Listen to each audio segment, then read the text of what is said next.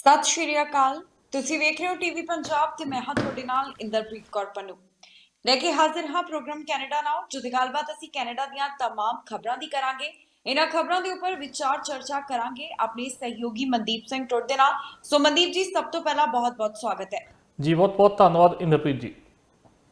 ਜੀ ਮਨਦੀਪ ਜੀ, ਅੱਜ ਦੀ ਇੱਕ ਵੱਡੀ ਖਬਰ ਸਾਹਮਣੇ ਆਈ ਹੈ। ਸਭ ਤੋਂ ਪਹਿਲਾਂ ਅਸੀਂ ਉਸ ਦੇ ਉੱਪਰ ਚਰਚਾ ਕਰ ਲੈਂਦੇ ਆ।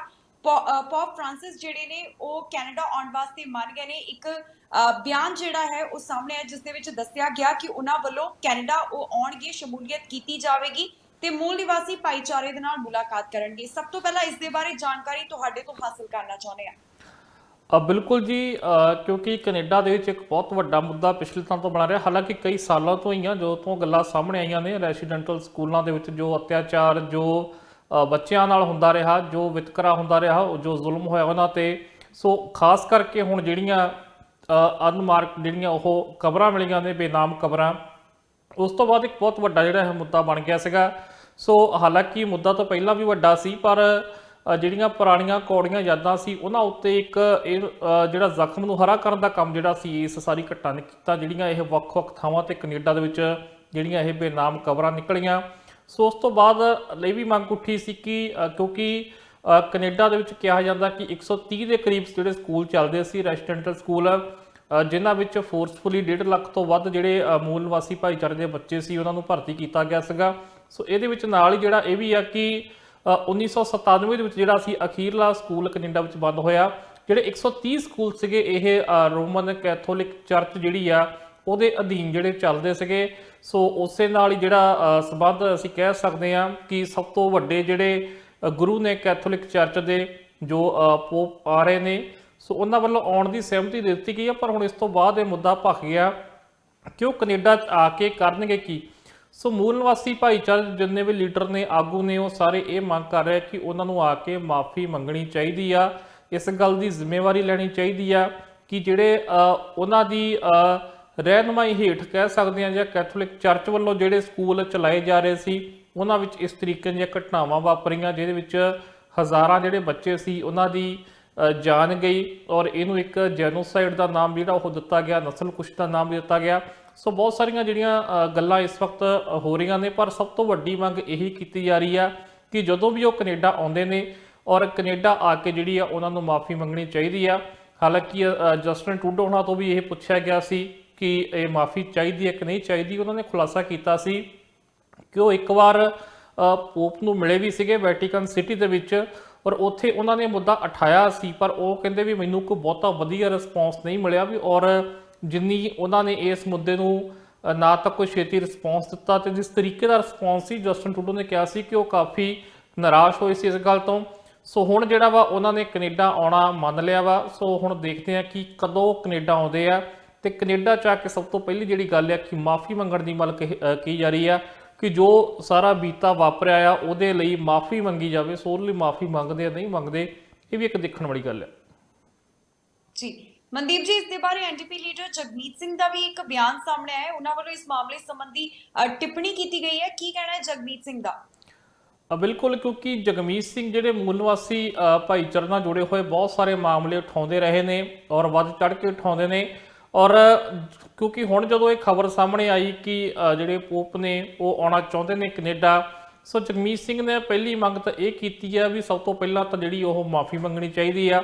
ਉਹ ਕਹਿੰਦੇ ਫਿਰ ਮਾਫੀ ਵੀ ਜਿਹੜੀ ਉਹ ਕਾਫੀ ਨਹੀਂ, ਮੁਆਵਜ਼ਾ ਤੱਕ ਵੀ ਦੇਣਾ ਚਾਹੀਦਾ ਉਹਨਾਂ ਪਰਿਵਾਰਾਂ ਲਈ। ਔਰ ਹਾਲਾਂਕਿ ਮੂਲ ਨਿਵਾਸੀ ਭਾਈਚਾਰੇ ਲੋਕ ਵੀ ਇਹ ਮੰਗ ਕਰ ਰਹੇ ਆ ਕਿ ਜਿਹੜੇ ਡਾਕੂਮੈਂਟ ਆ ਉਹ ਵੀ ਜਿਹੜੇ ਆ ਉਹ ਸਾਂਝੇ ਕਰਨੇ ਚਾਹੀਦੇ ਆ, ਦਸਤਾਵੇਜ਼ ਸਾਂਝੇ ਕਰਨੇ ਚਾਹੀਦੇ ਆ, ਪੂਰੀ ਜਾਣਕਾਰੀ। ਕਿਉਂਕਿ ਜਿਹੜੇ ਸਕੂਲ ਚਲਾਉਂਦੇ ਸੀ, ਜਿਹੜੀਆਂ ਬੋਰਡਿੰਗ ਸਕੂਲ ਚਲਾਉਂਦੀਆਂ ਸੀ, ਉਹਨਾਂ ਵੱਲੋਂ ਜਿਹੜੇ ਦਸਤਾਵੇਜ਼ ਨੇ ਕਿ ਕਿਸ ਤਰੀਕੇ ਨਾਲ ਕਿੰਨੇ ਬੱਚਿਆਂ ਦੀ ਕਿਸ ਤਰੀਕਿਆਂ ਨਾਲ ਮੌਤ ਹੋਈ ਆ ਜਾਂ ਉੱਥੇ ਕਿੰਨੇ ਬੱਚੇ ਸੀਗੇ, ਕੀ ਉਹਨਾਂ ਦਾ ਸਕੈਜੂਲ ਕੀ ਹੁੰਦਾ ਸੀ, ਕਿਸ ਤਰੀਕੇ ਨਾਲ ਚਲਾਏ ਜਾਂਦੇ ਸੀ, ਉਹਨਾਂ ਵੱਲੋਂ ਇਹ ਸਾਰੀਆਂ ਚੀਜ਼ਾਂ ਜਿਹੜੀਆਂ ਸਾਂਝੀਆਂ ਕੀਤੀਆਂ ਜਾਣੀਆਂ ਚਾਹੀਦੀਆਂ ਨੇ। ਜੋ ਇਹ ਸਾਰਾ ਹੋਇਆ ਵਾਪਰਿਆ ਉਹਦੀ ਜ਼ਿੰਮੇਵਾਰੀ ਲੈਣੀ ਚਾਹੀਦੀ ਆ, ਮੁਆਫੀ ਮੰਗਣੀ ਚਾਹੀਦੀ ਆ। ਤੇ ਜਗਮੀਤ ਸਿੰਘ ਨੇ ਨਾਲੇ ਛੋੜਿਆ ਕਿ ਮੁਆਫੀ ਜਿਹੜੀ ਇਕੱਲੀ ਕਾਫੀ ਨਹੀਂ, ਨਾਲ ਉਹਨਾਂ ਨੂੰ ਕੰਪਨਸੇਟ ਵੀ ਜਿਹੜਾ ਉਹ ਕਰਨਾ ਚਾਹੀਦਾ ਆ। ਸੋ ਮੁਆਵਜ਼ੇ ਦੀ ਮੰਗ ਵੀ ਜਗਮੀਤ ਸਿੰਘ ਹੁਣੀ ਕਰ ਰਹੇ ਆ। ਸੋ ਦੇਖਦੇ ਆ ਜਦੋਂ ਪੋਪ ਆਉਣਗੇ ਉਹ ਕੀ ਕਰਦੇ ਨੇ। ਹਲੇ ਤਾਂ ਤਰੀਕਾਂ ਵੀ ਉਹ ਸਾਹਮਣੇ ਨਹੀਂ ਆਈਆਂ ਨੇ, ਕਿੱਥੇ ਕਿੱਥੇ ਜਾਣਗੇ, ਕੀ ਕਰਨਗੇ, ਉਹ ਵੀ ਬਹੁਤਾ ਹਲੇ ਖੁੱਲ੍ਹ ਕੇ ਸਾਹਮਣੇ ਨਹੀਂ ਆਇਆ। ਹਾਲਾਂਕਿ ਇੰਨੀ ਜਾਣਕਾਰੀ ਜ਼ਰੂਰ ਆ ਕਿ ਉਹ ਕੈਨੇਡਾ ਦਾ ਦੌਰਾ ਜਿਹੜਾ ਆ ਉਹ ਜ਼ਰੂਰ ਕਰਨਗੇ। ਸੋ ਕਾਫੀ ਵੱਡੀ ਖਬਰ ਆ, ਔਰ ਜੋ ਪਿਛਲੇ ਦਿਨਾਂ ਤੋਂ ਸਾਰਾ ਕੁਝ ਚੱਲ ਰਿਹਾ ਉਹਨੂੰ ਦੇਖਦਿਆਂ ਹੋਇਆ ਸਭ ਦੀਆਂ ਨਜ਼ਰਾਂ ਜਿਹੜੀਆਂ ਉਹ ਉਸ ਦੌਰੇ ਉੱਤੇ ਜ਼ਰੂਰ ਰਹਿਣਗੀਆਂ। ਜੀ ਮਨਦੀਪ ਜੀ, ਇਸ ਤੋਂ ਬਾਅਦ ਅਸੀਂ ਗੱਲ ਕਰ ਲੈਂਦੇ ਹਾਂ। ਪੀਰ ਪੁਲਿਸ ਦੇ ਹੱਥ ਇੱਕ ਵੱਡੀ ਸਫਲਤਾ ਲੱਗੀ ਹੈ। ਉਹਨਾਂ ਵੱਲੋਂ ਇੱਕ ਗਿਰੋਹ ਦਾ ਪਰਦਾਫਾਸ਼ ਕੀਤਾ ਗਿਆ ਹੈ, ਜਿਨ੍ਹਾਂ ਵੱਲੋਂ ਲੋਡ ਚੋਰੀ ਕੀਤਾ ਜਾਂਦਾ ਸੀ, ਟਰੱਕ ਟ੍ਰੇਲਰ ਚੋਰੀ ਕਰਦੇ, ਤੇ ਜਿਹੜੇ 3 ਨਾਮ ਸਾਹਮਣੇ ਆਏ ਨੇ ਜਿਨ੍ਹਾਂ ਨੂੰ ਗ੍ਰਿਫਤਾਰ ਕੀਤਾ ਗਿਆ ਉਹ ਵੀ ਪੰਜਾਬੀ ਨੇ। ਸੋ ਇਸ ਮਾਮਲੇ ਸੰਬੰਧੀ ਤੁਹਾਡੇ ਤੋਂ ਅਸੀਂ ਵਧੇਰੇ ਜਾਣਕਾਰੀ ਹਾਸਿਲ ਕਰਨਾ ਚਾਹਾਂਗੇ। ਜੀ ਬਿਲਕੁਲ, ਵੱਡੀ ਜਿਹੜੀ ਖਬਰ ਹੈ ਇਹ, ਕਿਉਂਕਿ ਜਿਹੜੀ ਬਰਾਮਦਗੀ ਆ ਉਹ ਵੀ ਵੱਡੀ ਹੋਈ ਆ। ਅਕਸਰ ਅਸੀਂ ਕਈ ਵਾਰ ਇਹ ਸ਼ਿਕਾਇਤਾਂ ਸੁਣਦੇ ਵੀ ਸੀ, ਔਰ ਕੈਨੇਡਾ ਦੇ ਵੱਖ-ਵੱਖ ਥਾਵਾਂ ਤੇ ਕਈ ਵਾਰ ਮੁਸ਼ਕਲਾਂ ਆਉਂਦੀਆਂ ਨੇ ਕਿ ਟਰੱਕ ਚੋਰੀ ਹੁੰਦੇ ਨੇ ਜਾਂ ਲੋਡ ਚੋਰੀ ਹੋ ਜਾਂਦੇ ਸਨ। ਸੋ ਇਹ ਖਬਰ ਕੁਝ ਇਸ ਤਰੀਕੇ ਦੀ, ਇਹਦੇ ਵਿੱਚ ਜਿਹੜੇ ਲੋਡ ਟਰੱਕ ਸੀ ਉਹ ਚੋਰੀ ਹੁੰਦੇ ਸੀਗੇ। ਉਸ ਤੋਂ ਬਾਅਦ ਜਿਹੜਾ ਉਹ ਲੋਡ ਦਾ ਸਮਾਨ ਹੁੰਦਾ ਸੀ ਉਹ ਵੱਖ-ਵੱਖ ਸਟੋਰਾਂ ਦੇ ਵਿੱਚ ਘੱਟ ਭਾਅ ਤੇ ਵੇਚ ਦਿੱਤਾ ਜਾਂਦਾ ਸੀਗਾ ਜਾਂ ਪਹੁੰਚਾਇਆ ਜਾਂਦਾ ਸੀਗਾ, ਜਾਂ ਜਿਹੜੇ ਟਰੱਕ ਟ੍ਰੇਲਰ ਸੀ ਉਹ ਵੀ ਕਿਸੇ ਨਾ ਕਿਸੇ ਤਰੀਕੇ ਕੋਸ਼ਿਸ਼ ਕੀਤੀ ਜਾਂਦੀ ਸੀ ਨਿਕਲ ਜਾਣ। ਸੋ ਲਗਾਤਾਰ ਇਹ ਜਿਹੜੀਆਂ ਸਰਗਰਮੀਆਂ ਹੋ ਰਹੀਆਂ ਸੀ, ਜਿਸ ਤੋਂ ਬਾਅਦ ਇਸੇ ਸਾਲ ਪੁਲਿਸ ਨੇ ਇਸ ਮਾਮਲੇ ਦੀ ਜਾਂਚ ਸ਼ੁਰੂ ਕੀਤੀ ਸੀ।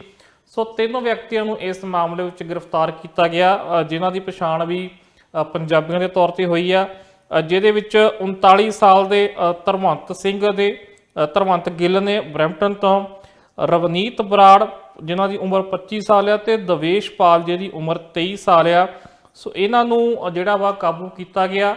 ਲਗਭਗ 20 ਲੋਡ ਜਿਹੜੇ ਆ ਉਹ ਇਹਨਾਂ ਕੋਲੋਂ ਬਰਾਮਦ ਹੋਏ ਨੇ।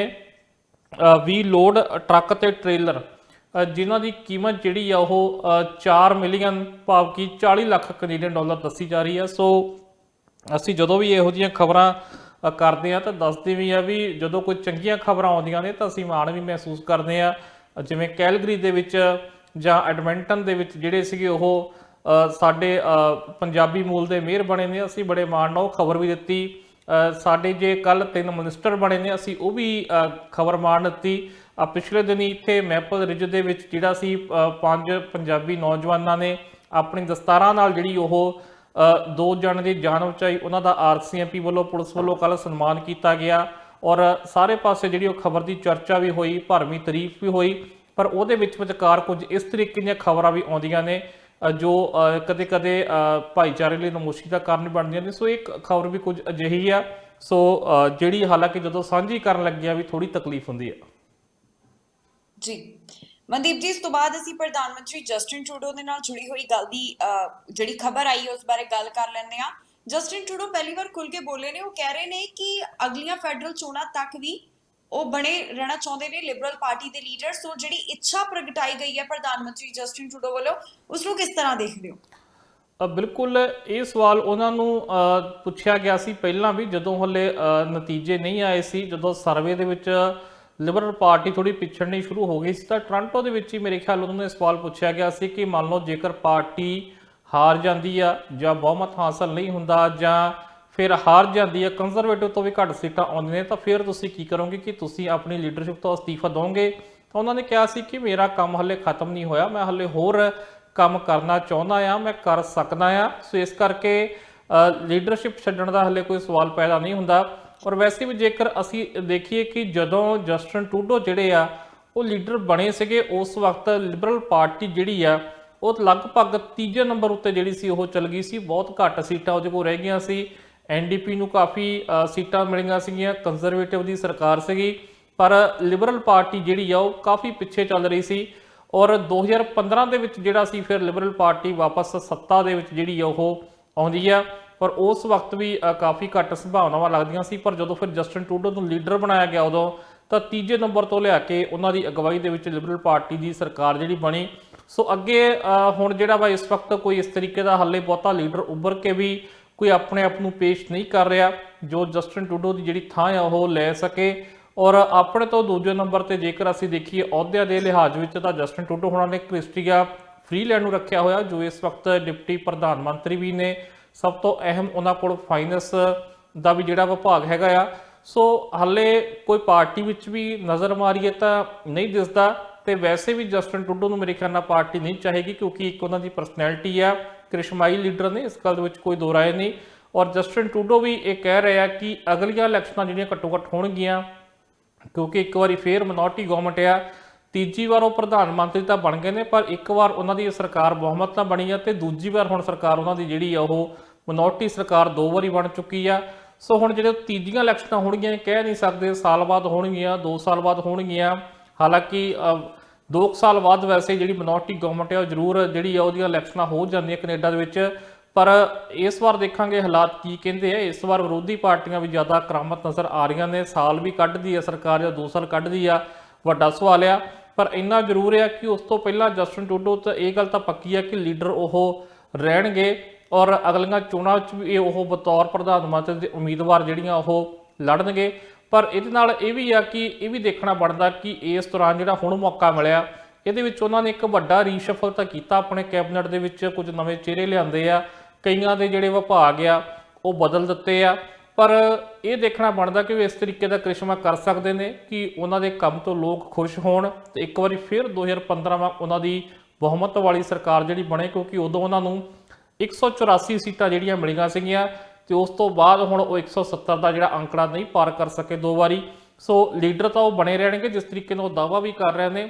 ਪਰ ਇਸ ਜਿਹੜਾ ਦੂਜਾ ਜਿਹੜਾ ਕਾਰਜਕਾਲ ਹੈ, ਤੀਜਾ ਮਾਫ ਕਰਨਾ, ਇਹਦੇ ਵਿੱਚ ਲੋਕਾਂ ਨੂੰ ਕਿੰਨਾ ਕੁ ਪ੍ਰਭਾਵਿਤ ਕਰ ਪਾਉਂਦੇ ਆ, ਇਹ ਵੱਡਾ ਸਵਾਲ ਹੈ ਜੀ। ਮਨਦੀਪ ਜੀ, ਲਗਾਤਾਰ ਇਮੀਗ੍ਰੇਸ਼ਨ ਦੇ ਨਾਲ ਸੰਬੰਧਿਤ ਵੀ ਕਈ ਸਵਾਲ ਨੇ। ਅੱਜ ਇੱਕ ਵਾਰ ਫਿਰ ਤੋਂ PNP specific express entry draw ਦਾ ਐਲਾਨ ਕੀਤਾ ਗਿਆ ਹੈ। ਸਾਲ ਦਾ ਤੀਸਰਾ ਵੱਡਾ ਡਰਾਅ ਹੈ ਜਿਸ ਦੇ ਵਿੱਚ 800 ਤੋਂ ਵੱਧ ਉਮੀਦਵਾਰਾਂ ਨੂੰ ਇਨਵੀਟੇਸ਼ਨ ਦਿੱਤੇ ਗਏ। ਪਰ ਸਤੰਬਰ ਮਹੀਨੇ ਤੋਂ ਅਸੀਂ ਦੇਖਿਆ ਕਿ ਕੈਨੇਡੀਅਨ ਐਕਸਪੀਰੀਅੰਸ ਕਲਾਸ ਡਰਾਅ ਜਿਹੜੇ ਉਹ ਨਹੀਂ ਆ ਰਹੇ ਤੇ ਹੁਣ ਇਮੀਗ੍ਰੇਸ਼ਨ ਮੰਤਰੀ ਵੀ ਜਿਹੜੇ ਨੇ ਉਹ ਬਦਲੇ ਗਏ ਨੇ। ਸੋ ਇਸ ਨੂੰ ਦੇਖ ਕੇ ਕੀ ਲੱਗਦਾ ਹੈ ਕਿ ਕੀ ਹੋ ਸਕਦਾ ਹੈ? ਬਿਲਕੁਲ ਜੀ, ਜੇ ਪੀਐਨਪੀ ਸਪੈਸੀਫਿਕ ਦੇ ਮਾਮਲੇ ਦੇਖੀਏ ਤਾਂ ਵੱਡਾ ਡਰਾਅ ਆ, ਨਹੀਂ ਤਾਂ ਵੈਸੇ ਵੱਡਾ ਡਰਾਅ ਤਾਂ ਇਸ ਸਾਲ ਦਾ ਜਿਹੜੇ ਪੁਰਾਣੇ ਇਮੀਗ੍ਰੇਸ਼ਨ ਮਿਨਿਸਟਰ ਸੀਗੇ ਮਾਰਕੋ ਮੈਡੀਸਿਨ ਉਹ ਕੱਢ ਗਏ ਸੀਗੇ ਫਰਵਰੀ ਵਿੱਚ, ਜਦੋਂ ਲਗਭਗ 27,000 ਤੋਂ ਵੱਧ ਜਿਹੜੇ ਲੋਕਾਂ ਨੂੰ ਜਿਹੜਾ ਸੀ ਪੀਆਰ ਦਾ ਇਨਵੀਟੇਸ਼ਨ ਜਾਰੀ ਕੀਤਾ ਗਿਆ ਸੀ ਤੇ ਸੀਆਰਐਸ ਸਕੋਰ ਸਿਰਫ 75 ਜਿਹੜਾ ਉਹ ਰੱਖਿਆ ਗਿਆ ਸੀਗਾ। ਸੋ ਪਿਛਲੇ ਦਿਨੀ ਆਪਾਂ ਵੀ ਇਹ ਗੱਲ ਕੀਤੀ ਸੀਗੀ ਕਿ ਇਮੀਗ੍ਰੇਸ਼ਨ ਮੰਤਰੀ ਜਿਹੜੇ ਆ ਉਹ ਇੰਨੇ ਐਕਟਿਵ ਨਜ਼ਰ ਨਹੀਂ ਆ ਰਹੇ ਆ, ਕਿਉਂਕਿ 90,000 ਫਾਈਲਾਂ ਵਾਲਾ ਪ੍ਰੋਗਰਾਮ ਵੀ ਹਾਲਾਂਕਿ ਹੁਣ ਇਸ ਮਹੀਨੇ ਜਿਹੜਾ ਨਵਾਂ ਸ਼ੁਰੂ ਹੋਣਾ ਨਵੰਬਰ ਦੀ 6 ਨੂੰ ਉਹ ਵੀ ਬੰਦ ਹੋਣ ਵਾਲਾ। ਉਹਦੇ ਵਿੱਚ ਹੈਲਥ ਵਰਕਰ ਸਟਰੀਮ ਦੇ ਵਿੱਚ ਹਾਲੇ ਤੱਕ ਪੂਰੀਆਂ ਫਾਈਲਾਂ ਨਹੀਂ ਆਈਆਂ। ਬਸ ਉਹਨੂੰ ਇੱਕ ਪ੍ਰੋਗਰਾਮ ਨੂੰ ਅੱਗੇ ਵਧਾਉਣ ਦੀ ਉਹਨਾਂ ਨੇ ਗੱਲ ਕੀਤੀ ਸੀ। ਇਸ ਤੋਂ ਇਲਾਵਾ ਕੋਈ ਵੀ ਵੱਡਾ ਕਦਮ ਨਹੀਂ ਚੁੱਕਿਆ ਗਿਆ ਸੀ ਉਹਨਾਂ ਵੱਲੋਂ, ਕੋਈ ਵੱਡੇ ਡਰਾਅ ਨਹੀਂ ਨਿਕਲ ਰਹੇ ਸੀਗੇ ਜਿਸ ਤਰੀਕੇ ਨਾਲ ਉਮੀਦ ਕੀਤੀ ਜਾ ਰਹੀ ਸੀ ਕਿ ਹੁਣ ਇੰਟਰਨੈਸ਼ਨਲ ਜਿਹੜੇ ਬਾਰਡਰ ਆ ਉਹ ਸਾਰੇ ਖੁੱਲ ਗਏ ਨੇ, ਲੋਕ ਆ ਰਹੇ ਨੇ। ਸੋ ਹੁਣ ਉਮੀਦ ਕੀਤੀ ਜਾ ਰਹੀ ਸੀ ਕਿ ਫੈਡਰਲ ਸਕਿਲਡ ਵਰਕਰ ਜਿਹੜਾ ਡਰਾਅ ਆ ਉਹ ਕੱਢਿਆ ਜਾਊਗਾ, ਨਾ ਉਹ ਕੱਢਿਆ ਗਿਆ, ਨਾ ਹੀ ਕੈਨੇਡੀਅਨ ਐਕਸਪੀਰੀਅੰਸ ਕਲਾਸ ਕੱਢਿਆ ਗਿਆ, ਜਿਸ ਤੋਂ ਥੋੜੀ ਸੰਭਾਵਨਾ ਲੱਗ ਰਹੀ ਸੀ ਕਿ ਸ਼ਾਇਦ ਇਮੀਗ੍ਰੇਸ਼ਨ ਮੰਤਰੀ ਇਸ ਕਰਕੇ ਕੋਈ ਵੱਡਾ ਕਦਮ ਨਹੀਂ ਚੁੱਕ ਰਹੇ ਨੇ। ਉਹਨਾਂ ਨੂੰ ਲੱਗਦਾ ਹੋਊਗਾ ਕਿ ਉਹਨਾਂ ਦਾ ਵਿਭਾਗ ਬਦਲਿਆ ਜਾ ਸਕਦਾ। ਠੀਕ ਉਸੇ ਤਰੀਕੇ ਨਾਲ ਹੋਇਆ। ਨਵੇਂ ਇਮੀਗ੍ਰੇਸ਼ਨ ਮੰਤਰੀ ਆਏ ਨੇ, 37 ਸਾਲ ਦੀ ਉਹਨਾਂ ਦੀ ਉਮਰ ਆ, ਸੀਨ ਫਰੇਜ਼ਰ ਨਵਾਂ ਸਕੋਸ਼ੀਆ ਤੋਂ ਤੀਜੀ ਵਾਰ ਜਿਹੜੇ ਉਹ ਜਿੱਤ ਕੇ ਆਏ ਨੇ ਤੇ ਉਹਨਾਂ ਨੂੰ ਹੁਣ ਇਮੀਗ੍ਰੇਸ਼ਨ ਮੰਤਰੀ ਬਣਾਇਆ ਗਿਆ। ਹਾਲਾਂਕਿ ਜਿਹੜਾ ਅੱਜ ਡਰਾਅ ਨਿਕਲਿਆ ਇਹ ਤੇ ਇੱਕ ਰੂਟੀਨ ਅਕਸਰ ਨਿਕਲਦਾ ਰਿਹਾ, ਪਹਿਲਾਂ ਵੀ ਨਿਕਲਦਾ ਰਿਹਾ, ਪਰ ਜਿਹੜੇ ਅਸਲੀ ਹੁਣ ਉਦੋਂ ਪਤਾ ਲੱਗੂਗਾ ਕਿ ਅਗਲਾ ਜਿਹੜਾ ਐਕਸਪ੍ਰੈਸ ਐਂਟਰੀ ਦਾ ਡਰਾਅ ਨਿਕਲਣਾ ਆ ਉਹ ਕੈਨੇਡੀਅਨ ਐਕਸਪੀਰੀਅੰਸ ਕਲਾਸ ਨਿਕਲੇਗਾ ਜਾਂ ਫਿਰ ਉਹ ਜਿਹੜਾ ਫੈਡਰਲ ਸਕਿਲਡ ਵਰਕਰ ਡਰਾਅ ਜਿਹੜਾ ਨਿਕਲੇਗਾ। ਉਹ ਇੱਕ ਵੱਡਾ ਸਵਾਲ ਆ, ਜਾਂ ਕੋਈ ਹੋਰ ਨੀਤੀ ਉਹਨਾਂ ਵੱਲੋਂ ਅਪਣਾਈ ਜਾਂਦੀ ਆ ਜਿਹੜਾ ਟਾਰਗੇਟ 4,01,000 ਦਾ ਪੂਰਾ ਕਰਨ ਲਈ। ਸੋ ਉਹ ਹੁਣ ਦੇਖਦੇ ਆ। ਹਾਲੇ ਤੱਕ ਉਹਨਾਂ ਵੱਲੋਂ ਕੋਈ ਬਹੁਤਾ ਬਿਆਨ ਨਹੀਂ ਆਇਆ ਕਿ ਕੀ ਬਿਆਨ ਉਹ ਪਹਿਲਾਂ ਦਿੰਦੇ ਨੇ, ਕੀ ਨੀਤੀ ਅਪਣਾਉਂਦੇ ਨੇ। ਇਹ ਹਲੇ ਸਾਰਿਆਂ ਲਈ ਸਵਾਲ ਬਣਿਆ ਹੋਇਆ, ਕਿਉਂਕਿ ਜਿਵੇਂ ਆਪਾਂ ਕੱਲ ਵੀ ਚਰਚਾ ਕੀਤੀ ਸੀ, ਕੈਨੇਡਾ ਦਾ ਇਮੀਗ੍ਰੇਸ਼ਨ ਮੰਤਰੀ ਦੁਨੀਆ ਦੇ ਉਹਨਾਂ ਸਾਰੇ ਮੁਲਕਾਂ ਵਿੱਚ ਜਿਹੜਾ ਉਹ ਜਾਣਿਆ ਪਛਾਣਿਆ ਜਾਂਦਾ ਪ੍ਰਧਾਨ ਮੰਤਰੀ ਤੋਂ ਬਾਅਦ। ਜਿਹੜੇ ਕੈਨੇਡਾ ਆਉਣੇ ਚਾਹੁੰਦੇ ਨੇ ਜਾਂ ਜਿਨ੍ਹਾਂ ਦੇ ਰਿਸ਼ਤੇਦਾਰ ਕੈਨੇਡਾ ਆਏ ਹੋਏ ਨੇ ਉਹ ਸਾਰੇ ਨਜ਼ਰ ਰੱਖਦੇ ਨੇ ਕਿ ਇਮੀਗ੍ਰੇਸ਼ਨ ਮੰਤਰੀ ਵੱਲੋਂ ਕੀ ਐਲਾਨ ਕੀਤੇ ਜਾਂਦੇ ਨੇ। ਸੋ ਦੇਖਦੇ ਆ ਕਿ ਪਹਿਲਾ ਬਿਆਨ ਉਹ ਕੀ ਦਿੰਦੇ ਨੇ ਜੀ।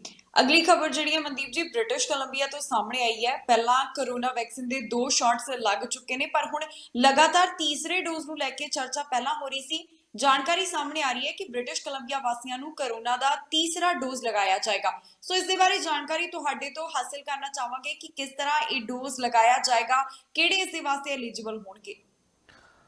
ਬਿਲਕੁਲ ਜੀ, ਹੁਣ ਜਿਹੜਾ ਵਾ ਜੇਕਰ ਅਸੀਂ ਗੱਲ ਕਰੀਏ ਤਾਂ ਕਿਉਂਕਿ ਲਗਭਗ ਜਿਹੜੀ ਉਹ 2 ਜਿਹੜੀਆਂ ਟੀਕੇ ਕਹੀਏ ਵੈਕਸੀਨ ਦੇ ਤੋਂ ਬਹੁਤਿਆਂ ਦੇ ਲੱਗ ਚੁੱਕੇ ਨੇ। ਜੇਕਰ ਅਸੀਂ ਐਵਰੇਜ ਦੇਖੀਏ ਜੋ ਸੂਬਾ ਸਰਕਾਰ ਵੱਲੋਂ ਅੰਕੜੇ ਜਾਰੀ ਕੀਤੇ ਜਾਂਦੇ ਨੇ, ਲਗਭਗ ਉਹ 90% ਦੇ ਕਰੀਬ ਨੇ। 90% ਦੇ ਆਸ-ਪਾਸ ਜਿਹੜੇ ਲੋਕ ਨੇ ਉਹਨਾਂ ਨੇ ਜਿਹੜਾ ਵਾ ਵੈਕਸੀਨ ਜਿਹੜੀ ਆ ਉਹ ਲਗਵਾ ਲਈ ਆ, ਖਾਸ ਕਰਕੇ ਪਹਿਲੀ ਡੋਜ਼ ਤੇ ਦੂਜੀ ਉਹਨਾਂ ਦੇ ਲੱਗ ਰਹੀ ਆ। ਸੋ ਹੁਣ ਗੱਲ ਚੱਲ ਰਹੀ ਆ ਬੂਸਟਰ ਸ਼ਾਟ ਦੀ, ਭਾਵ ਕਿ ਤੀਜੇ ਟੀਕੇ ਦੀ। ਸੋ ਉਹਦੇ ਵਿੱਚ ਜੇਕਰ ਅਸੀਂ ਕੀ ਤਾਂ BC ਨੇ ਕੈਨੇਡਾ ਦੀਆਂ ਕੁਝ ਹੋਰ ਪ੍ਰੋਵਿੰਸਸ ਨਾਲੋਂ ਅੱਗੇ ਵਧਦਿਆਂ ਹੋਇਆ ਜਿਹੜੀ ਜਨਰਲ ਪਬਲਿਕ ਆ ਉਹਦੇ ਲਈ ਆਫਰ ਕੀਤੀ ਹੈ ਕਿ ਉਹਨਾਂ ਦੇ ਵੀ ਜਿਹੜੇ ਬੂਸਟਰ ਸ਼ਾਟ ਆ ਉਹ ਲੱਗ ਸਕਦੇ ਆ, ਉਹ ਲਗਵਾ ਸਕਦੇ ਨੇ। ਜਨਵਰੀ ਦੇ ਵਿੱਚ ਜਿਹੜਾ ਇਹ ਸਿਲਸਿਲਾ ਸ਼ੁਰੂ ਹੋ ਸਕਦਾ ਆ, ਚਾਹੇ ਤੁਹਾਡੇ ਫਾਈਜ਼ਰ ਵੈਕਸੀਨ ਲੱਗੀ ਆ ਚਾਹੇ ਮੋਡਰਨਾ ਲੱਗੀ ਆ, ਕਿਉਂਕਿ ਵਧੇਰੇ ਕਰਕੇ ਇਹੀ ਦੋ ਲੱਗੀਆਂ ਨੇ। ਸੋ ਉਹ ਸਾਰੇ ਜਿਹੜੇ ਨੇ ਹੁਣ ਕਿਸੇ ਵੀ ਵੈਕਸੀਨ ਦਾ ਜਿਹੜਾ ਬੂਸਟਰ ਸ਼ਾਟ ਜਿਹੜਾ ਉਹ ਲਵਾ ਸਕਦੇ ਇਹਨਾਂ ਦੋਨਾਂ ਦੇ ਵਿੱਚੋਂ। ਔਰ ਇਹਦੇ ਵਿੱਚ ਇਹ ਆ ਕਿ ਜਿਹੜੀ ਪਹਿਲ ਮਿਲੇਗੀ, ਜਿਵੇਂ ਪਹਿਲਾਂ ਸੀ ਸਭ ਤੋਂ ਪਹਿਲਾਂ ਜਿਹੜੇ ਲੌਂਗ ਟਰਮ ਜਿਹੜੇ ਕੇਅਰ ਹੋਮਸ ਨੇ, ਜਿਹੜੇ ਉੱਥੇ ਲੋਕ ਨੇ, ਉਹਨਾਂ ਨੂੰ ਪਹਿਲ ਦਿੱਤੀ ਜਾਵੇਗੀ। ਫਿਰ ਜਿਹੜੇ ਹਾਈ ਰਿਸਕ ਦੇ ਵਿੱਚ ਨੇ ਜਾਂ ਜਿਨ੍ਹਾਂ ਦੀ ਇਮਿਊਨਿਟੀ ਜ਼ਿਆਦਾ ਵੀਕ ਆ ਜਾਂ ਫਰੰਟ ਵਰਕਰ ਨੇ, ਸੋ ਉਸੇ ਤਰੀਕੇ ਦੀ ਇੱਕ ਕੈਟੇਗਰੀ ਰੱਖੀ ਗਈ ਹੈ। ਉਸ ਤੋਂ ਬਾਅਦ ਬਾਕੀਆਂ ਲਈ ਵੀ ਅਲਾਉ ਕਰ ਦਿੱਤਾ ਜਾਵੇਗਾ। ਸੋ ਬੂਸਟਰ ਸ਼ਾਟ ਦੀ ਹੁਣ ਜਿਹੜੀ ਗੱਲ ਚੱਲ ਰਹੀ ਆ, ਹਾਲਾਂਕਿ ਨਾਰਥ ਅਮਰੀਕਾ ਦੇ ਵਿੱਚ ਕਿਹਾ ਜਾ ਰਿਹਾ ਕਿ ਸ਼ਾਇਦ ਪਹਿਲੇ ਇਸ ਤਰੀਕੇ ਦੀ ਪ੍ਰੋਵਿੰਸ ਹੈ ਜਿਹੜੀ ਜਨਰਲ ਪਬਲਿਕ ਨੂੰ ਇਸ ਤਰੀਕੇ ਨਾਲ ਲਗਾਏ ਜਾ ਰਹੇ ਨੇ। ਹਾਲਾਂਕਿ ਅਮਰੀਕਾ ਤੋਂ ਇੱਕ ਖਬਰ ਸਾਹਮਣੇ ਆਈ ਸੀ ਕਿ ਆਪਣੇ ਤੌਰ ਤੇ ਕੁਝ ਲੋਕਾਂ ਨੇ ਝੂਠ ਬੋਲ ਕੇ ਇਹ ਤੀਜਾ ਟੀਕਾ ਲਗਵਾ ਲਿਆ ਸੀਗਾ ਕਿ ਉਹਨਾਂ ਦੀ ਦੂਜੀ ਡੋਜ਼ ਆ। ਉਸ ਤੋਂ ਬਾਅਦ ਜਿਹੜਾ ਸੀ ਫਿਰ ਲੋਕਾਂ ਦਾ ਰੁਝਾਨ ਦੇਖਿਆ ਗਿਆ, ਉਹਦੇ ਸੰਬੰਧੀ ਵੀ ਕਾਫੀ ਖਬਰਾਂ ਆਈਆਂ ਸੀਗੀਆਂ ਜਿਨ੍ਹਾਂ ਨੇ ਲਗਵਾਏ ਸੀਗੇ। ਸੋ ਹੁਣ ਡਾਕਟਰ ਬੋਨੀ ਹੈਨਰੀ ਜਿਹੜੇ ਉਹਨਾਂ ਨੇ ਇਹ ਐਲਾਨ ਕੀਤਾ ਹੈ ਕਿ BC ਦੇ ਵਿੱਚ ਵੀ ਤੀਜਾ ਸ਼ਾਟ ਜਿਹੜਾ ਵਾ ਉਹ ਲਗਵਾ ਸਕਦੇ ਨੇ, ਜਿਹਨੂੰ ਬੂਸਟਰ ਸ਼ਾਟ ਦਾ ਨਾਮ ਦਿੱਤਾ ਗਿਆ। ਸੋ ਹੁਣ ਇਹ ਤਾਂ ਡਾਕਟਰ ਹੀ ਦੱਸ ਸਕਦੇ ਆ ਕਿ ਉਹ ਸੇਮ ਉਹੀ ਟੀਕਾ ਹੋਵੇਗਾ ਜਾਂ ਬੂਸਟਰ ਸ਼ਾਟ ਥੋੜਾ ਵੱਖਰਾ ਹੋਵੇਗਾ। ਪਹਿਲੇ ਜਿਹੜੇ ਸ਼ਾਟ ਲੱਗੇ ਨੇ ਉਹ ਤਾਂ ਹੁਣ ਮੈਡੀਕਲ ਟਰਮ ਵਾਲਾ ਹੀ ਕੋਈ ਦੱਸ ਸਕੇਗਾ, ਪਰ ਇੰਨਾ ਜ਼ਰੂਰ ਆ ਕਿ ਬੂਸਟਰ ਸ਼ਾਟ ਦੀ ਗੱਲ ਹੁਣ BC ਚੱਲ ਰਹੀ ਆ ਔਰ ਜਨਰਲ ਪਬਲਿਕ ਨੂੰ ਇਹ ਆਫਰ ਕੀਤੇ ਜਾ ਰਹੇ ਨੇ। ਜੀ ਮਨਦੀਪ ਜੀ, ਇਸ ਤੋਂ ਬਾਅਦ ਫਿਰ ਤੋਂ ਸਿਆਸਤ ਦੀ ਅਸੀਂ ਗੱਲ ਕਰ ਲਿਆ ਕਿ ਕੈਬਨਿਟ ਦੇ ਵੱਲੋਂ ਕੱਲ੍ਹ ਸਹੁੰ ਚੁੱਕੀ ਗਈ ਹੈ। ਉਸ ਤੋਂ ਬਾਅਦ ਜਿਹੜੇ ਕੰਜ਼ਰਵੇਟਿਵ ਪਾਰਟੀ ਦੇ ਲੀਡਰ ਸੀ ਜਗਮੀਤ ਸਿੰਘ ਸੀ, ਉਹਨਾਂ ਵੱਲੋਂ ਟਿੱਪਣੀ ਕੀਤੀ ਗਈ ਸੀ, ਪਰ ਹੁਣ ਅਲਬਰਟਾ ਦੇ ਪ੍ਰੀਮੀਅਰ ਜੇਸਨ ਕੈਨੀ ਵੱਲੋਂ ਵੀ ਇੱਕ ਟਿੱਪਣੀ ਕੀਤੀ ਗਈ ਹੈ। ਉਹਨਾਂ ਵੱਲੋਂ ਇਸ ਬਾਰੇ ਕੀ ਕਿਹਾ ਗਿਆ? ਬਿਲਕੁਲ ਜੀ, ਇਹਦੇ ਵਿੱਚ ਦੋ ਕੁ ਗੱਲਾਂ ਹੋਰ ਨੇ ਸਮਝਣ ਵਾਲੀਆਂ। ਹਾਲਾਂਕਿ ਜਿਹੜੇ ਨਵੇਂ এনवायरमेंट ਮਿਨਿਸਟਰ ਬਣੇ ਨੇ ਉਹਨਾਂ ਸੰਬੰਧੀ ਗੱਲ ਕੀਤੀ ਜੇਸਨ ਕੈਨੀ ਉਹਨਾਂ ਨੇ, ਉਹ ਅਕਸਰ ਪੁਰਾਣੀਆਂ ਤਸਵੀਰਾਂ ਹੁਣ ਉਹਨਾਂ ਦੀਆਂ ਕੱਢੀਆਂ ਜਾ ਰਹੀਆਂ ਨੇ। ਕਈ ਸਾਲ ਪਹਿਲਾਂ ਜਿਹੜੇ ਉਹ ਐਕਟਿਵਿਸਟ ਸੀਗੇ এনवायरमेंट ਔਰ CN ਟਾਵਰ ਤੇ ਜਾ ਕੇ ਉਹਨਾਂ ਨੇ ਰੋਸ ਪ੍ਰਦਰਸ਼ਨ ਕੀਤਾ ਸੀ, ਉੱਥੇ ਉਹ ਗ੍ਰਿਫਤਾਰ ਵੀ ਹੋਏ ਸੀਗੇ। ਔਰ ਜਿਹੜੇ ਅਲਬਰਟਾ ਦੇ ਵਿੱਚ ਕਿਉਂਕਿ ਅਸੀਂ ਦੇਖਦੇ ਹਾਂ ਕਿ ਤੇਲ ਦੀ ਸਿਰ ਤੇ ਉੱਥੇ ਕਿਹਾ ਜਾਂਦਾ ਕਿ ਇਕੋਨਮੀ ਖੜੀ ਆ ਤੇਲ ਦਾ, ਔਰ ਇਸ ਤਰੀਕੇ ਦੀ ਜਿਹੜੀ ਐਨਰਜੀ ਆ ਉਸ ਤਰੀਕੇ ਦਾ ਕੰਮ ਉੱਥੇ ਬਹੁਤ ਆ। ਸੋ ਜੇਸਨ ਕੈਨੀ ਹੁਣਾਂ ਨੇ ਇੱਕ ਖਾਸ਼ਾ ਜਤਾਇਆ ਕਿ ਕਿਤੇ ਅਲਬਰਟਾ ਦੀ ਜਿਹੜੀ ਤੇਲ ਇੰਡਸਟਰੀ ਆ এনवायरमेंट ਦੇ ਨਾਮ ਤੇ ਉਹਨੂੰ ਜ਼ਿਆਦਾ ਟਾਰਗੇਟ ਨਾ ਕੀਤਾ ਜਾਵੇ। ਔਰ ਉਹਨਾਂ ਨੇ ਖਾਸ਼ਾ ਜਤਾਇਆ ਔਰ ਉਹਨਾਂ ਨੇ ਜਿਹੜੇ ਪੁਰਾਣੇ ਐਕਸ਼ਨ ਨੇ এনवायरमेंट ਮਿਨਿਸਟਰ ਹੁਣਾਂ ਦੇ ਉਹ ਜਿਹੜੇ ਆ ਅੱਗੇ ਰੱਖੇ ਨੇ, ਯਾਦ ਕੀਤੇ ਨੇ। ਔਰ ਇਹਦਾ ਜਵਾਬ ਜਿਹੜਾ ਵਾ ਜਿਹੜੇ ਨਵੇਂ এনवायरमेंट ਮਿਨਿਸਟਰ ਬਣੇ ਨੇ ਉਹਨਾਂ ਦਿੱਤਾ। ਉਹ ਕਹਿੰਦੇ ਵੀ ਉਹਨਾਂ ਦਾ ਕੋਈ ਵੀ ਸੀਕ੍ਰੇਟ ਏਜੰਡਾ ਜਿਹੜਾ ਆ ਉਹ ਨਹੀਂ ਆ। ਉਹਨਾਂ ਨੇ ਜੋ ਜਸਟਿਨ ਟਰੂਡੋ ਉਹਨਾਂ ਨੇ ਕਿਹਾ ਸੀ, ਜੋ ਵਾਅਦਾ ਕੀਤਾ ਸੀ ਕਿ ਜਿਸ ਤਰੀਕੇ ਨਾਲ ਜਿੰਨੇ ਫੀਸਦੀ ਉਹਨਾਂ ਨੇ ਗ੍ਰੀਨ ਗੈਸਸ ਨੂੰ ਘਟਾਉਣ ਦਾ ਜਿਹੜਾ ਐਲਾਨ ਕੀਤਾ ਸੀ, ਸੋ ਹੋਰ ਬਹੁਤ ਸਾਰੀਆਂ ਚੀਜ਼ਾਂ ਉੱਤੇ, ਕਾਰਬਨ ਟੈਕਸ ਉੱਤੇ ਜਿਹੜੀਆਂ ਗੱਲਾਂ ਹੋਈਆਂ ਸੀ, ਉਹ ਕਹਿੰਦੇ ਵੀ ਉਹਨਾਂ ਨੀਤੀਆਂ ਨੂੰ ਲੈ ਕੇ ਅੱਗੇ ਚੱਲਣਗੇ। ਔਰ ਕਹਿੰਦੇ ਜੋ ਉਹਨਾਂ ਦਾ ਪਾਸਟ ਆ ਉਹਨੂੰ ਲੈ ਕੇ ਕਿਸੇ ਨੂੰ ਕੋਈ ਟਾਰਗੇਟ ਨਹੀਂ ਕਰਨਾ ਚਾਹੀਦਾ। ਉਹ ਕਹਿੰਦੇ ਵੀ ਨਾ ਮੈਂ ਕਿਸੇ ਸੀਕ੍ਰੇਟ ਏਜੰਡੇ ਤੇ ਕੰਮ ਕਰੂੰਗਾ ਵੀ ਜੇ ਹੁਣ ਮੈਂ ਮੰਤਰੀ ਬਣ ਗਿਆ ਔਰ ਜੋ ਪਹਿਲਾਂ ਜਿਹੜਾ ਜੋ ਕਰਨੇ ਚਾਹੁੰਦੇ ਸੀ ਜਾਂ ਜੋ ਕਰਦੇ ਸੀ ਜਾਂ ਉਸ ਤਰੀਕੇ ਦਾ ਕਹਿੰਦੇ ਕੋਈ ਸੀਕ੍ਰੇਟ ਏਜੰਡਾ ਲੈ ਕੇ ਜਿਵੇਂ ਕੋਈ ਸ਼ੱਕ ਜਤਾ ਰਿਹਾ ਕਿ ਮੈਂ ਉਹਨੂੰ ਲਾਗੂ ਕਰੂੰਗਾ, ਤੇ ਕਹਿੰਦੇ ਇਸ ਤਰੀਕੇ ਦੀ ਕੋਈ ਗੱਲ ਨਹੀਂ, ਵੀ ਉਹ ਸਮਝਦੇ ਨੇ ਆਪਣੀਆਂ ਜ਼ਿੰਮੇਵਾਰੀਆਂ। ਸੋ ਇਸ ਤਰੀਕੇ ਨਾਲ ਲਗਾਤਾਰ ਜਿਹੜੀ ਟਰੂਡੋ ਸਾਹਿਬ ਦੀ ਕੈਬਨਿਟ ਹੈ ਉੱਤੇ ਪਹਿਲਾਂ ਤਾਂ ਐਰਨ ਅਟੂਲ ਕਹਿੰਦੇ ਸੀਗੇ ਵੀ ਬਹੁਤ ਅਹਿਮ ਅਹੁਦਿਆਂ ਤੇ ਕੁਝ ਇਨਐਕਸਪੀਰੀਅੰਸ ਜਿਹੜੇ ਲੋਕ ਆ ਉਹ ਬਿਠਾ ਦਿੱਤੇ ਗਏ ਆ, ਅਪਾਇੰਟ ਕੀਤੇ ਗਏ ਆ, ਜਿਹਦਾ ਨੁਕਸਾਨ ਹੋ ਸਕਦਾ ਆ ਕਿਉਂਕਿ ਕੈਨੇਡਾ ਨੂੰ ਇਸ ਵਕਤ ਕਾਫੀ ਐਕਸਪੀਰੀਅੰਸ ਲੋਕਾਂ ਦੀ ਲੋੜ ਹੈ। ਕਹਿੰਦੇ ਕਿਉਂਕਿ ਕ੍ਰਾਈਸਿਸ ਜਿਹੜੇ ਨੇ ਉਹ ਵੱਡੇ ਨੇ, ਇਕਨੋਮਿਕ ਕ੍ਰਾਈਸਿਸ ਵੀ ਆ, ਕਹਿੰਦੇ ਮਹਿੰਗਾਈ ਦਾ ਕ੍ਰਾਈਸਿਸ ਵੀ ਆ, ਹੋਰ ਵੀ ਕਈ ਚੀਜ਼ਾਂ ਨੇ। ਸੋ ਜਗਮੀਤ ਸਿੰਘ ਹੋਣਾ ਨੇ ਕਿਹਾ ਸੀ ਕਿ ਵਿਭਾਗ ਬਦਲਣ ਦਾ ਕੋਈ ਫਾਇਦਾ ਨਹੀਂ, ਜੇਕਰ ਕਿਸੇ ਨੇ ਕੋਈ ਵਧੀਆ ਕੰਮ ਆਪਣੇ ਵਿਭਾਗ 'ਚ ਨਹੀਂ ਕੀਤਾ ਇਹਦਾ ਮਤਲਬ ਹੈ ਕਿ ਉਹਨਾਂ ਨੂੰ ਉਸ ਟੀਮ 'ਚ ਹੋਣਾ ਨਹੀਂ ਚਾਹੀਦਾ। ਸੋ ਉਸ ਤੋਂ ਬਾਅਦ ਹੁਣ ਜਿਹੜੇ ਜੇਸਨ ਕੈਨੀ ਇਸ ਤਰੀਕੇ ਦੇ ਖਾਸ਼ੇ ਜਤਾ ਰਹੇ ਨੇ। ਸੋ ਹੁਣ ਕੰਮ ਜਿਹੜਾ ਸ਼ੁਰੂ ਕਰ ਦਿੱਤਾ ਆ, ਮੀਟਿੰਗ ਵੀ ਪਹਿਲੀ ਹੋ ਚੁੱਕੀ ਹੈ ਕੈਬਨਿਟ ਦੀ। ਸੋ ਦੇਖਦੇ ਆ ਕਿ ਇਹਨਾਂ ਜੋ ਸਾਰੀਆਂ ਆਲੋਚਨਾਵਾਂ ਹੋ ਰਹੀਆਂ ਨੇ ਇਹਨਾਂ ਨੂੰ ਕਿਸ ਤਰੀਕੇ ਨਾਲ ਗਲਤ ਸਾਬਤ ਕਰਨ ਦੀ ਕੋਸ਼ਿਸ਼ ਕਰਦੇ ਨੇ। ਜੀ, ਸੋ ਇਸ ਪ੍ਰੋਗਰਾਮ ਦੇ ਵਿੱਚ ਅਸੀਂ ਗੱਲਬਾਤ ਕੈਨੇਡਾ ਦੀਆਂ ਅੱਜ ਦੀਆਂ तमाम ਵੱਡੀਆਂ ਖਬਰਾਂ ਦੀ ਕੀਤੀ ਹੈ। ਰੋਜ਼ਾਨਾ ਇਸੇ ਤਰ੍ਹਾਂ ਤੁਹਾਡੇ ਰੂਬਰੂ ਇਸ ਪ੍ਰੋਗਰਾਮ ਦੇ ਰਾਹੀਂ ਹੁੰਦੇ ਰਵਾਂਗੇ। ਬਾਕੀ ਖਬਰਾਂ ਦੇ ਵਾਸਤੇ ਤੁਸੀਂ ਬਣੇ ਰਹੋ TV ਪੰਜਾਬ ਦੇ ਨਾਲ। ਫਿਲਹਾਲ ਸਾਨੂੰ ਦਿਓ ਇਜਾਜ਼ਤ।